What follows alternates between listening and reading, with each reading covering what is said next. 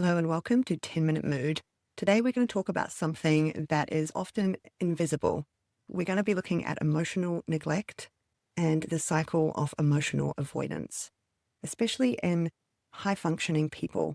And what I mean by this is people who are juggling a lot of responsibilities, who are in positions that involve a lot of decision-making, a lot of stress. This is oftentimes parents. There's a lot of labor that goes into parenting that is especially invisible. I also see this a lot in professionals who are working in high stress environments, high intensity, high stress, lots of decision making all the time, lots of time pressure, these sorts of things. I find that for people in those groups, beneath the surface of a seemingly going to plan, smooth appearance, there's often a chronic sense of loneliness. This often doesn't come to the surface because you are so busy all the time. But when you really sit and take a moment, there can be a constant sense of disconnection from the people around you, including the people who matter most to you. I think parenting is a prime example of this. The sort of constant, relentless coordination of logistics and planning, carrying the emotional needs of your entire family, and yet this persistent feeling that your own needs often go unaddressed. It's almost like there's no time for them. And in those rare quiet moments, I think we all come up against this painful sense of loneliness, even if other people are right there with us. So we're going to be talking about all of this today. Emotional neglect, how avoidance of our emotions and ourselves plays into this, how this is linked to chronic loneliness, and what we might be able to do about it.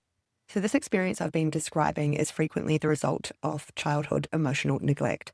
I call it an invisible wound because it is defined by what did not happen during our formative years. So unlike obvious trauma that's overt, where there are sort of specific painful events, neglect involves the absence of enough emotional validation, attunement, and meaningful support when we were younger. Again, it doesn't mean that there wasn't any. It's just that something about the attunement of it was not sufficient. So every human being requires something called attunement. This is when a caregiver recognizes and responds to our internal emotional state, and they do so accurately. It helps us to learn that our feelings are real, they are valid, and that they are manageable, and that they're not going to break down relationships around us. When that attunement is missing or it doesn't go well, then our brain and our body adapt to survive. So when we're younger, if our parents were physically present, but they were emotionally distant, or they were just emotionally not in tune with us, then we learn to find survival strategies for that early on. We learn that it's better to treat our emotions as irrelevant. It's safer to stay connected within the family by tucking those feelings away. We don't really have them. We don't need them. And there's no point in sharing them with anyone anyway. This is often when we come to find that sharing feelings is just a burden to others, and we are better off dealing with them alone. So this is a learned response to our early life context. It's not just who we are. It's something that our body and our brain learned to do to keep relationships smooth and workable when we were younger. This is often then reinforced over time in adolescence, within friendships, and so on. We learn that being low maintenance is the best way of being accepted and valued and liked. Being low maintenance might even make us desirable. We turn down the volume on our feelings so as not to upset those around us. The silence surrounding this makes it extra painful to acknowledge, because no one knows that you're doing it. No one knows it's happening. But it becomes the way you handle emotions in all your relationships moving forward. And this is the painful part, because we just start to repeat this over and over again in all our relationships. So this leads us into emotional avoidance. This is the habitual effort to stay away from certain thoughts, feelings, or bodily sensations. In the short term, it works as a survival mechanism. In a high-functioning life, it even looks like success. It's part of what helps us to look like we are keeping it all together and moving along at a rocket's pace. We become the person who is always reliable and always calm. People might even commend us for our ultra-independence or our stoic approach to a crisis. But the energy required to suppress these emotions creates a painful loop. The feelings do not disappear. They simply resurface in ways that drain our sense of self and our capacity for joy. We see this show up in a few specific ways. For example, there might be something like the corporate athlete burnout. This is the person who pushes through exhaustion because they have disconnected from their body's signals for rest. Their nervous system stays in a state of high alert or fight or flight, even when they're trying to relax. Over time, this chronic activation leads to physical depletion, and it can lead to illness. Then there is the kind of person that we might call the relational wall. Even when this person is physically close to their partner or their children, they feel guarded because they're not acknowledging their own emotions. It becomes difficult for them to then truly connect. This leads to a sense of being roommates rather than a partner to someone. It can lead to feeling distant with our children, even though we are turning up, doing everything we can to be there and be connected.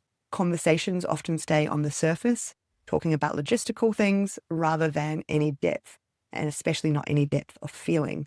Finally, there is the hyper-independent. This is the person who might take pride in not needing anything from anyone. While this might serve someone in a boardroom, it acts as a protective shield that prevents intimacy in relationships. This person might feel that needing help is an admission of failure, or that their only value to others is that they do not need others, that they are so independent, and this is precisely why anyone would want to be around them. Evidence shows that emotional avoidance is not just a mental state, it is a physical one. When you reflexively suppress an emotion, your body still registers the stress of it. This disconnect can lead to what we call a somatic emotional disconnect. For many clients, this shows up as a chronic tension headache or a tight chest or digestive issues that cannot be fully explained by doctors. Your body is trying to communicate what your mind has learned to ignore. By the time people reach out for support, they often feel entirely out of touch with their bodies. They feel the symptoms of stress, but they do not feel nor understand the emotional triggers behind them. Instead, stress in the body becomes the focus, and any kind of emotional signals are completely drowned out. Identifying these patterns is not about blaming the past. It's not about blaming people in our childhood.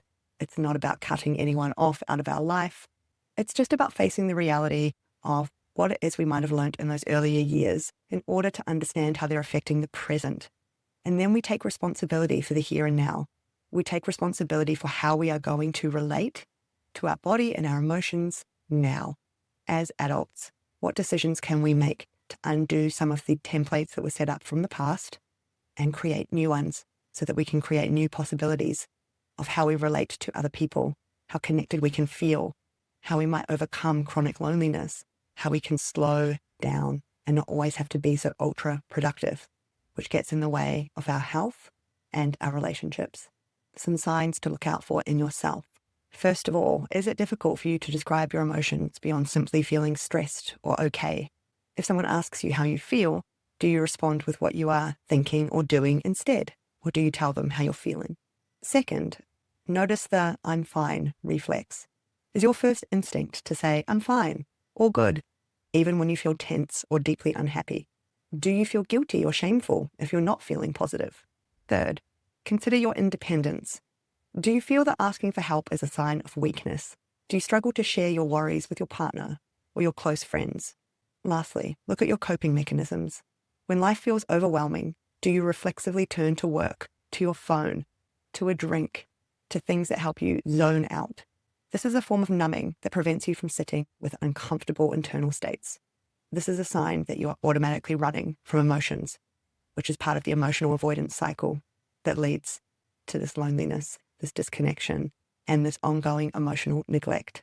There are practical tools that can be helpful from moving from this habitual avoidance to what we might call mindful action. You're allowed to have needs and feelings and boundaries. Healing from emotional neglect is not about becoming a different person. It's about becoming your authentic self. You're allowed to have needs, feelings, and boundaries. It's about moving away from a life of I should and I must to a life that is about connection, sharing with people you trust, honestly, working together to solve problems, and building deeper and more trusting relationships where you don't always have to be the one who carries it all. If you're tired of the "I'm fine" mask, seeing a psychologist can be helpful for this kind of work. If you're interested in seeing someone at Sydney City Psychology, you can find all the information in the description box. However, outside of seeing a psychologist, it can be useful to look online for resources around mindful action, connecting into your emotions, emotional literacy. Thank you for listening to this episode of 10-Minute Mood. We have many more episodes available covering different topics around wellness and mental health. If you have ideas for a future episode, please let us know. If you're interested in seeing a psychologist, All our contact info is in the description, or you can find us online, sydneycitypsychology.com.au. We provide services across Australia online, as well as in Sydney CBD. Thanks for listening.